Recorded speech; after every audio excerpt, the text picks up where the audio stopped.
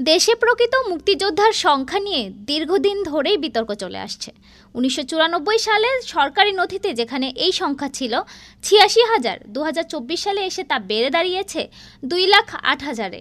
এই বাড়তি সংখ্যা নিয়ে সমাজে প্রশ্ন উঠেছে, এদের সবাই কি সত্যিকারের মুক্তিযোদ্ধা, নাকি কেউ কেউ কাগজে কলমে বীরত্ব অর্জন করেছেন?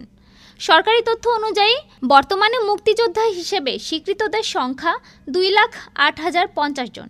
কিন্তু মুক্তিযুদ্ধ বিষয়ক মন্ত্রণালয়ের এক পরিসংখ্যান বলছে, এর মধ্যে প্রায় ৯০,০০০ জনের বিরুদ্ধে ভুয়া হওয়ার অভিযোগ উঠেছে। হিসেব অনুযায়ী এদের কারণে প্রতি বছর জাতীয় কোষাগার থেকে প্রায় ২,৪০০ কোটি টাকা ভাতা চলে যাচ্ছে।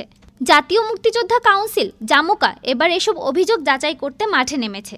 এই কার্যক্রমের অংশ হিসেবেই আজ ২ জুন কুমিল্লা সার্কিট হাউসে শুরু হচ্ছে প্রথম পর্যায়ের শুনানি। আজকের শুনানিতে ৩১ জন অভিযুক্ত মুক্তিযোদ্ধার বিরুদ্ধে উপস্থাপিত অভিযোগের সত্যতা যাচাই করা হবে। তথ্য বলছে, ১২ বছর ৬ মাসের কম বয়সে মুক্তিযুদ্ধে অংশ নেওয়ার দাবি করা ২,১১১ জনের সনদ ইতোমধ্যে বাতিল করা হয়েছে। এছাড়া গত ১৫ বছরে বাতিল হওয়া গ্যাজেটের সংখ্যা দাঁড়িয়েছে ৩,৯২৬টি। আরও হাজার হাজার অভিযোগ বিচারাধীন।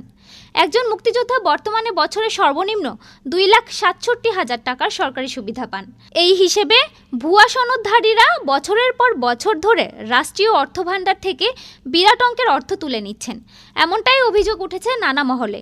এদিকে মুক্তিযোদ্ধা কোটায় সরকারি চাকরি পাওয়া ৮৯,২৩৫ জনের তালিকাও পুনরায় যাচাইয়ের পরিকল্পনা রয়েছে বলে জানিয়েছে সংশ্লিষ্ট সূত্র। শুনানি ও তদন্তের পর যাদের বিরুদ্ধে অভিযোগ প্রমাণিত হবে তাদের সনদ ও গ্যাজেট বাতিল করা হবে। ডেস্ক রিপোর্ট, আজ বার্তা।